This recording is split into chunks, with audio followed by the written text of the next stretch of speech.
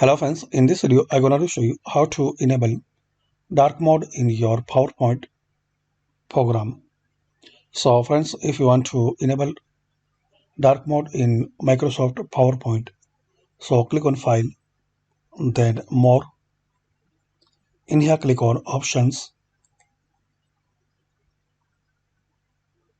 Now in General tab, you will see option Personalize your copy of Microsoft Office. So Office theme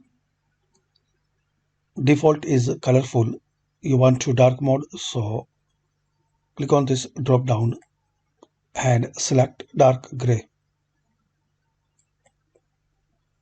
Now click on OK. That's it. So like this you can enable dark mode in your PowerPoint program. Very simple and super easy method.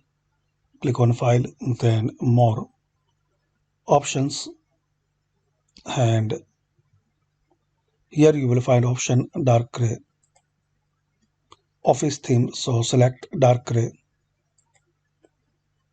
and you want to turn off this dark mode, so File, More, Options, and select colorful or white, then OK. That's it. So by this quick method we can enable dark mode in PowerPoint. Thanks for watching.